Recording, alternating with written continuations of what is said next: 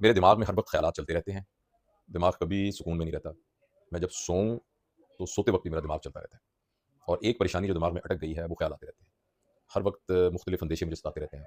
ऐसी बातें जो हुई नहीं हैं, वो ज़हन में आती रहती हैं या हो गई हैं, तो वो फिर मुझे उनका सदमा जो है, वो बार ख़्यालात की शक्ल में दिमाग में चलता रहता है। ये बहुत कॉमन कंप्लेंट है, बहुत कॉमन प्रॉब्लम है।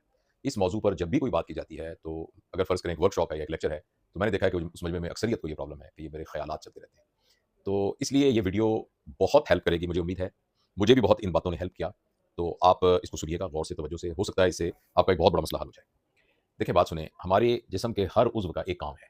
अब कोई भी ये नहीं कहता कि देखें, मेरी आँखें तो देखती रहती हैं, मेरी आँखें तो देखें मैं उधर देख रहा होता हूँ तो मेरी आँखों को दरवाज़ा नज़र आ रहा होता है, मेरी आँखों को कैमरा नज़र आ रहा होता है। इस तरह कोई ये नहीं शिकायत करता कि देखें मेरा कान सुन क्यों रहा है, ये तो देखें इसको आवाज़ आ रही है बाहर की, ये देखें शोर की आवाज़ आ रही है, बारिश की आवाज़ आ रही है। कोई ये नहीं कहता दिल क्यों चल रहा है, कोई ये नहीं कहता कि गुर्दे जो हैं वो पेशाब क्यों बना रहे हैं, जिगर जो है वो क्यों कीमियाई काम कर रहा है। तो लेकिन दिमाग जो हमारा ब्रेन है, उसके बारे में हमें शिकायत है कि ये क्यों सोच रहा है। तो दिमाग का तो काम ही सोचना है। सोच और थॉट तो ही इंसान की ज़िंदगी के पूरे निज़ाम को चलाने वाली है। फिर आखिर हमारी शिकायत दिमाग से क्यों है? जो हमें शिकायत है वो ये नहीं है कि दिमाग क्यों सोचता है। सिर्फ़ एक बात याद रखिए, हमारी शिकायत ये है कि हमारा दिमाग का सोचना हमारे कंट्रोल में नहीं है। वरना तो दिमाग हमारे जिस्म का सबसे बड़ा मौसर कंट्रोलिंग हमारी अल्लाह की जो नेमतों में से एक बड़ी नेमत है। वैसे तो एक नाखून भी अल्लाह की नेमत है, बाल भी अल्लाह की नेमत है। मगर हमारे जिस्म के अज़ा में जो दिमाग है, ये जो सुपर एक्स्ट्रा सुपरसोनिक कंप्यूटर है और ये जो सारे इतने 38 बिलियन न्यूरॉन हमारे दिमाग के अंदर मौजूद हैं, ये तो अल्लाह की सबसे बड़ी नेमत है। तो सिर्फ़ मसला ये है कि तरबियत ना होने की वजह से और कुछ मशकें ना करने की वजह से, हमारे जो सोचने का अमल है, ये सोचने का अमल हमारे इख्तियार से बाहर हो जाता है। और जब ये हमारे इख्तियार से बाहर होता है, तो तब हमें तकलीफ़ होती है। मसलन आपने देखा होगा कि कुछ लोगों को राशे की बीमारी होती है। उनके हाथ ऐसे-ऐसे हिल रहे होते हैं।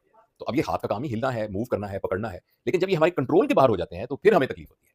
तो इसी तरह पहली बात तो ये समझिए कि हमें दिमाग के सोचने से कोई शिकायत नहीं है। हमें शिकायत इस बात से है कि दिमाग का सोचना हमारे कंट्रोल के बाहर क्यों है। अच्छा, अब एक बात हो गई। दूसरा आप ये देखिए कि हमारे दिमाग में ये जो सोचने का अमल है, ये असल में एक इलेक्ट्रिकल अमल है। जो हमारे न्यूरॉन हैं, उनमें बिजली का करंट दौड़ता है और वो जो करंट दौड़ता है, उसके साथ फिर एक न्यूरॉन दूसरे न्यूरॉन को करंट देता है, दूसरा तीसरे को देता है और जो मुतल्लिका न्यूरॉन जब आपस में एक खास किस्म के करंट के साथ मूव करते हैं, तो एक खास किस्म का ख्याल पैदा होता है। और जब हमारे दिमाग में खुद ब खुद सर्किट बनना शुरू हो जाते हैं, तो उन सर्किट्स की वजह से हमारे दिमाग में ख़यालात आने शुरू हो जाते हैं। और हमारे दिमाग की डिफरेंट किस्म की एक्टिविटीज़ हैं, जो कि एक्टिविटीज़ होती हैं। ये दूसरी बात मैंने बताई। मैं कोशिश कर रहा हूँ कि मैं बहुत सिंपल करके आपको समझाऊँ। तीसरा अब आप एक गौर कीजिए, एक बात मैं समझाऊँगा, फिर इनको मिला के कुछ ना कुछ मतलब इसका निकालेंगे। तीसरी बात ये है कि फ़र्ज़ करें, आप शिकार करने जा रहे हैं और आपके हाथ में बंदूक है और आप एक फ़र्ज़ करें किसी जानवर का शिकार कर रहे हैं, आपको झाड़ी में सरकता हुआ जानवर नज़र आ रहा है और आप उसको देख रहे हैं। तो आप क्या करेंगे? मुकम्मल फ़ोकस उसके ऊपर करेंगे।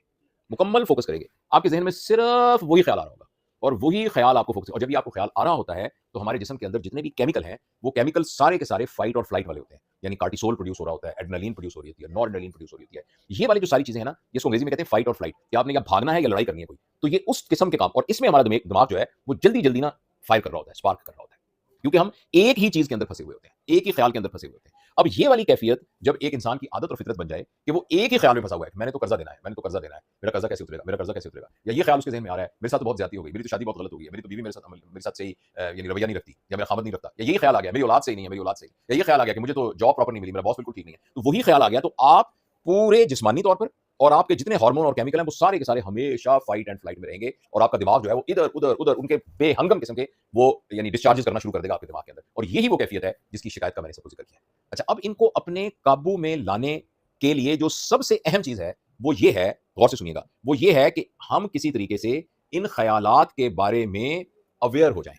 हम इन ख़यालात को देख सकें, बिल्कुल इस तरीके से जैसे मैं यहाँ बैठा हुआ इस कुर्सी को देख रहा हूँ, किताबों को देख रहा हूँ। यानी एज़ एन आउटसाइडर आप इन ख़यालात को देखना शुरू कर दें। लिहाजा जब भी इस तरह के ख़यालात आएँ, अगर हम मश्क करके उन ख़यालात को देखना शुरू कर दें और ये कहें कि अब मेरे ज़हन में ये ख़्याल आ रहा है कि मैं अपना कर्ज़ा कैसे उतारूँगा और ये मेरे ज़हन में ख़्याल आ रहा है, इस ख़्याल की वजह से मुझे परेशानी हो रही है। जूँ ही आप ये करना शुरू करेंगे, तो पहला काम ये होगा कि आपको ये लगेगा कि ख़्याल और है और मैं और हूँ। ख़्याल मुझसे मुख्तलिफ़ है, मैं उससे मुख्तलिफ़ हूँ ख़्याल से। और जूँ ही आप ऐसा करेंगे, तो आप अपने आप को ख़्याल के साथ आप शनाख्त कायम नहीं करेंगे अपनी। ख़्याल के साथ अपने आप को आइडेंटिफ़ाई नहीं करेंगे और वो ख़्याल आएँगे, मगर आपको असरअंदाज़ नहीं होंगे। पता नहीं मैं ये समझा सका हूँ कि नहीं समझा सका। थोड़ी-सी मश्क के साथ गौर से उन ख़यालात को ऐसे देखें, जैसे आपकी आँखों के सामने कुछ लोग गुज़र के जा रहे हैं। एक लंबा आदमी, एक पतला आदमी, एक मोटा आदमी, एक नीले कपड़ों वाला, एक सफ़ेद शलवार कमीज़ वाला। तो आप उनको ऐसे ऑब्ज़र्व करते जाएँ और थोड़ी-सी मश्क के साथ आपको ये चीज़ समझ में आ जाएगी। एक बात, एक और इससे भी आसान मश्क ये है कि अगर हम 3 चीज़ जिस वक़्त आपको ये ख़यालात बहुत तंग कर रहे हों, हम 3 चीज़ों पर तवज्जो दें और वो 3 चीज़ें ये हैं कि हमें क्या सुनाई दे रहा है, हमें क्या दिखाई दे रहा है और हमारे जिस्म में क्या सेंसेशन, क्या हिस्सियात आ रही हैं। जैसे मैं यहाँ बैठा हूँ, तो मुझे ये सामने अलमारी दिखाई दे रही है, ये किताबें दिखाई दे रही हैं, ये उसामा बैठा हुआ है मेरे सामने ये ऐनक है। ये 3 चीज़ों के बारे में देखा। जो ही मैंने इन चीज़ों के बारे में देखना शुरू किया, तो मेरे दिमाग ने सोचना बंद कर दिया। फिर मुझे क्या सेंसेशन हो रही है, मुझे थोड़ा-सा यहाँ गर्दन में हल्का-सा दर्द हो रहा है और मेरा ये हाथ जो है, ये सोफ़े के साथ टच कर रहा है और यहाँ से थोड़ी-सी हवा उस एसी की तरफ से आ रही है, हवा आ रही है और वो जो लम्प्स मुझे महसूस हो रहे हैं। ये सेंसेशंस हैं और मुझे आवाज़ें क्या आ रही हैं, ये अभी किसी ने दरवाज़ा खोला, ये आवाज़ आई, ये बाहर कुछ लोग बोल रहे हैं, ये साथ कुछ कंस्ट्रक्शन का काम हो रहा है, शायद उसकी आवाज़ आई। तो मैंने यूं ही अपने आप को मनाजिर की तरफ, आवाज़ों की तरफ और हिस्सियात की तरफ तवज्जो दिया, तो उसका क्या नतीजा हुआ? इसका नतीजा ये हुआ कि मैं लम्हा मौजूद में आ गया। मेरी जो सोच है वो प्रेजेंट टाइम के अंदर आ गई और जो भी हमारे ख्यालात थे वो या पास्ट के बारे में थे या फ्यूचर के बारे में। और जो ही हम लम्हा मौजूद में, ये जो सेंसेशन है, ये माजी में या फ्यूचर में नहीं है। ये जो कुछ हमें नजर आ रहा है, ये माजी में और फ्यूचर में नहीं है। और जो कुछ आवाजें आ रही हैं, ये माजी और फ्यूचर में नहीं है, ये लम्हा मौजूद में है। तो लम्हा मौजूद में इन तीनों चीजों की कॉन्शियस अवेयरनेस, बिल्कुल शऊरी तौर पर इनकी परख करने से एकदम आप उसमें आ जाएंगे। इसको आप मेडिटेशन कह लें, इसी को आप एक समझें कि ये मेडिटेशन है। और जो ही ये होता है तो हमारा दिमाग उसी वक्त उन हिस्सियात को, उन आवाज़ों को और उनकी तरफ मुतवज्जो हो जाता है, जिसको माइंडफुलनेस भी कहते हैं। और एकदम उसके उसके जो दिमाग का पैटर्न है, जो उसका पैटर्न है, जो वेव पैटर्न है, एनर्जीज का पैटर्न है, वो चेंज हो जाता है और वो आहिस्ता-आहिस्ता, जो बड़ा अच्छा हिंदी का लफ्ज़ है, शांत हो जाता है, काम हो जाता है, क्वाइट हो जाता है, रुक जाता है बिल्कुल। तो ये दो चीज़ें, 2 मशकें हैं, वो आप कर सकते हैं। एक तीसरी मश्क मैंने एक और किसी किताब में पढ़ी, जो मुझे बहुत ही अच्छी लगी कि अगर फ़र्ज़ करें बहुत ज़्यादा आपको एंग्ज़ायटी और पैनिक का हो रहा है और ख़्यालात बहुत ज़्यादा आ रहे हैं, तो आप जस्ट अपने दिल को देखने की कोशिश करें, फिर आँखें बंद करें और उस दिल को देखते रहें।